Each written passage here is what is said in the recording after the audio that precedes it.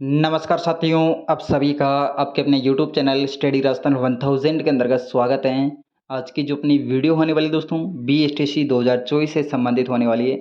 BSTC 2024 में जो शिक्षण अभिरुचियां यानी कि टीचिंग एप्टीट्यूड से संबंधित जो इम्पोर्टेंट जो क्वेश्चन एग्जाम में पूछे जाएंगे, लगभग 50 क्वेश्चन पूछे जाएंगे। उन क्वेश्चनों के बारे में अपन ने एक लगातार सीरीज स्टार्ट की थी। इस सीरीज का नाम है दोस्तों टीचिंग एप्टीट्यूड यानी कि शिक्षण अभिरुचि से रिलेटेड इंपॉर्टेंट क्वेश्चन, ठीक है। जिसमें अपन लगभग 1000 क्वेश्चनों के बारे में डिस्कशन करेंगे, जो कि सभी के सभी दोस्तों क्वेश्चन इंपॉर्टेंट है, ठीक है। तो दोस्तों आज की वीडियो प्रारंभ करते हैं और देखते हैं दोस्तों आज का सबसे पहला क्वेश्चन अपने सामने है। और दोस्तों आज की सेकंड नंबर की वीडियो, इससे पहले दोस्तों एक वीडियो मैंने अपलोड कर दी है जो कि आपको इसी चैनल के अंतर्गत मिल जाएगी, ठीक है। तो दोस्तों आज का सबसे पहला क्वेश्चन अपने सामने है। अध्यापक की जो कार्य क्षमता है उसको कैसे बढ़ाया जा सकता है, ठीक है। तो अध्यापक की जो कार्य क्षमता है इसको बढ़ाया जा सकता है, तो ये कैसे बढ़ाया जा सकता है? परीक्षाफल के अनुसार पदोन्नति देकर, या फिर कड़े स्कूल प्रशासन द्वारा, या फिर अध्यापक के कार्यों की सराहना करके, या फिर अच्छा वेतन देकर। तो अध्यापक की जो कार्य क्षमता है या फिर उसका जो टैलेंट है उसको मतलब कि कैसे बढ़ाया जा सकता है? तो अध्यापक के जो कार्यों की सराहना करके, यानी कि अध्यापक की ने जो कार्य किया उनकी तारीफ करके, उस कार्यों का मतलब कि सराहना करके अध्यापक का जो कार्य क्षमता है उसको बढ़ाया जा सकता है, ठीक है। नेक्स्ट देखिए, शिक्षा शक्ति और सत्ता का स्रोत है। शिक्षा शक्ति और सत्ता का स्रोत क्या है दोस्तों? महिलाओं के लिए और पिछड़ों के लिए, ठीक है। ए और बी ऑप्शन दोनों सही है यहाँ पे। शिक्षा शक्ति और सत्ता का स्रोत महिलाओं के लिए और पिछड़ों के लिए। नेक्स्ट देखिए, भारत में शिक्षित बेरोजगारी का प्रमुख कारण क्या है? तो भारत के अंदर दोस्तों शिक्षित भी है लेकिन बेरोजगारी भी है, ठीक है। तो इसका जो प्रमुख कारण क्या दोस्तों? तो इसके प्रमुख कारण की बात करें तो भारत में जो शिक्षा दी जा रही है वो मतलब कि शिक्षा एक उद्देश्यहीन शिक्षा दी जा रही है, ठीक है। शिक्षा दी जा रही है लेकिन उसको मतलब कि एक स्वावलंबी नहीं बनाकर एक बेरोजगारी बना देती है। इसके कारण दोस्तों ये शिक्षा किस प्रकार की है? एक उद्देश्यहीन शिक्षा मानी जाएगी, ठीक है। भारत के अंदर का शिक्षित बेरोजगारी का प्रमुख कारण क्या है? उद्देश्यहीन शिक्षा है। नेक्स्ट देखिए, हमें शिक्षा ग्रहण करनी चाहिए क्योंकि शिक्षा व्यक्ति को विद्वान बनाती है, व्यक्ति को स्वावलंबी बनाती है, व्यक्ति को अर्थोपार्जन योग्य बनाती है, या फिर ये सभी। तो यहाँ पे अपन इसकी बात करें तो व्यक्ति को स्वावलंबी बनाती है, ठीक है। हमें शिक्षा किस प्रकार की ग्रहण करनी चाहिए? मतलब कि व्यक्ति को एक स्वावलंबी यानी कि खुद के दम पे कार्य करने की क्षमता विकसित हो सके शिक्षा के माध्यम से। इस प्रकार की शिक्षा व्यक्ति को दी जानी चाहिए, जिससे क्या कि व्यक्ति शिक्षित होकर बेरोजगारी का सामना ना करे, ठीक है। तो यहाँ पे दोस्तों उद्देश्यहीन शिक्षा की जगह पे दोस्तों कोई ना कोई उद्देश्य सामने रखा जाए कि आप शिक्षा क्यों ले रहे हैं, ठीक है। नेक्स्ट देखिए, किस प्रकार का कक्षा नेतृत्व सबसे उत्तम माना गया है दोस्तों?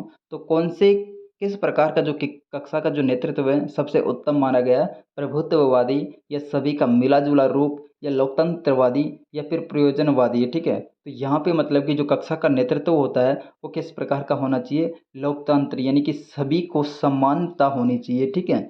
सभी को समानता होनी चाहिए यहाँ पे।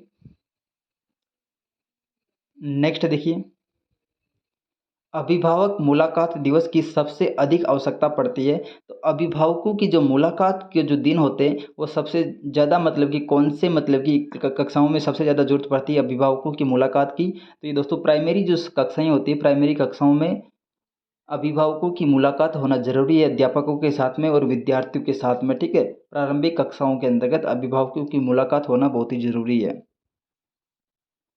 ग्रामीण क्षेत्रों में ग्रामीण क्षेत्रों के उत्थान का लक्ष्य होना चाहिए। तो ग्रामीण क्षेत्रों में जो उत्थान का जो प्रमुख लक्ष्य है दोस्तों, अक्सर लक्ष्य क्या होना चाहिए? प्राइमरी एवं प्रौढ़ शिक्षा का प्रसार, या नगरीय सुख सुविधा का विस्तार, या उच्च शिक्षा का प्रसार, या फिर सभी। तो यहाँ पे दोस्तों प्राइमरी और प्रौढ़ शिक्षा का प्रसार होना चाहिए, ठीक है। प्राइमरी और प्रौढ़ शिक्षा का विस्तार कहाँ पे होना, प्रसार कहाँ पे होना चाहिए? ग्रामीण क्षेत्रों के उत्थान के लक्ष्य के लिए, ठीक है। नेक्स्ट देखिए, प्रधानाचार्य अपने अध्यापकों से क्या आशा करता है? तो यहाँ पे दोस्तों प्रधानाचार्य अपने जो अध्यापक है उसके अंडर में जो अध्यापक है उनसे क्या आशा करता है? तो दोस्तों अध्यापक से आशा करता है कि वो समर्पण रहे, निष्ठा बनाए रखे, ठीक है। और आज्ञा का पालन करे, आज्ञा के पालन की भावना रखे, ठीक है। और योग्यता एवं ज्ञान की भी मतलब कि प्रधानाचार्य आशा या रखता है, ठीक है। आशा या उम्मीद रखता है। तो ये सभी के सभी ऑप्शन अपना राइट आंसर हो जाएगा, ठीक है। समर्पण, निष्ठा का भाव, आज्ञा पालन का भाव, योग्यता और ज्ञान की मतलब कि उम्मीद रखता है प्रधानाचार्य अपने अध्यापकों से। अभिभावक अपने बालकों के साथ में अध्यापक से आशा रखता है तो अभिभावक अपने बालकों के लिए अध्यापक से क्या आशा रखता है? निष्पक्ष व्यवहार किया जाए, सहानुभूति एवं प्रेम की आवश्यकता मतलब कि बच्चों को होती है। तो ये दोनों के दोनों ऑप्शन अपने राइट आंसर हो जाएंगे, क्योंकि योग्यता में ज्ञान तो दोस्तों अध्यापक में होता है, लेकिन निष्पक्ष व्यवहार और सहानुभूति और प्रेम की दोस्तों ये अभिभावक अध्यापक से आशा करता है। ठीक है, यानी कि डी ऑप्शन अपना सही हो जाएगा। यदि आपसे किसी गंभीर विषय पर भाषण देने के लिए कहा जाए तो आप किस प्रकार का व्यवहार करोगे? यदि आपसे किसी गंभीर विषय पे भाषण देने की बात की जाए तो आपको सहर्ष उसके लिए तैयार हो जाना है। ठीक है, सहर्ष आपको उसके लिए तैयार हो जाना है, आपको किसी भी गंभीर विषय पे भाषण देने के लिए कहा जाए तो। नेक्स्ट देखिए, आज के वैज्ञानिक युग में छात्रों की आध्यात्मिकता का ज्ञान देना, तो आज का जो वैज्ञानिक युग है उसमें दोस्तों छात्रों को आध्यात्मिकता का ज्ञान देना पिछड़ापन है या फिर आवश्यक है या फिर अनावश्यक है या फिर असंभव है?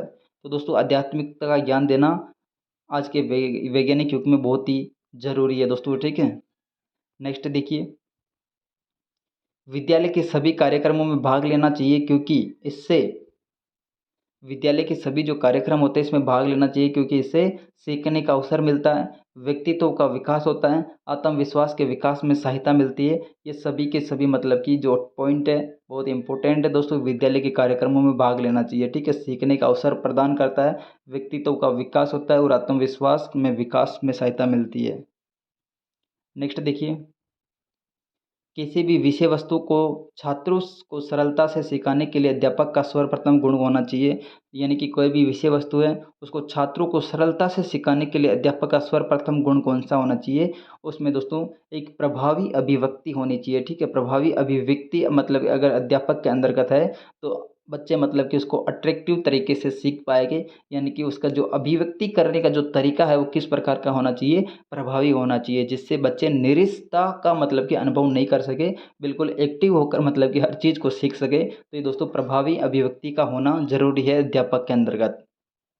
नेक्स्ट देखिए, विद्यालय में खेलों का आयोजन का मुख्य उद्देश्य क्या होता है? तो विद्यालय में जो खेलों का आयोजन किया जाता है इसका मुख्य उद्देश्य क्या होता है? छात्रों की किसी भी कार्य में लगाना या फिर शरीर को हष्ट-पुष्ट बनाना या प्रतियोगी खेलों के लिए तैयार करना या फिर बालक का सर्वांगीण विकास करना।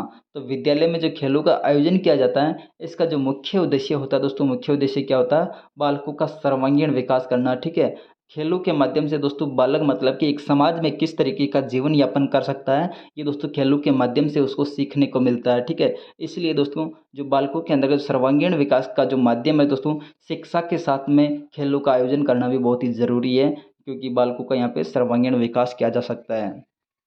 नेक्स्ट देखिए, एक छात्र की दृष्टि से विद्यालय में छात्र संघ संगठन के बारे में आपकी धारणा क्या है? यानी कि एक छात्र की दृष्टि से विद्यालय में छात्र संघ संगठन के बारे में आपकी क्या धारणा है? तो यहाँ पे अपन इसकी बात करें, इनसे कोई लाभ नहीं है, विद्यालय में दादागिरी फैलती है, शिक्षकों के अन्याय के विरुद्ध लड़ने का एक साधन है, छात्रों में नेतृत्व की भावना बढ़ती है।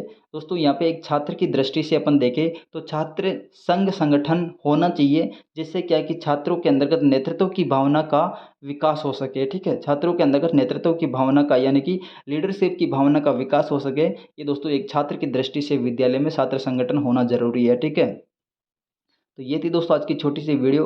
अगर वीडियो आपको पसंद आए तो वीडियो को लाइक कर दीजिएगा, चैनल को सब्सक्राइब कर दीजिएगा। Thanks for watching, see you again.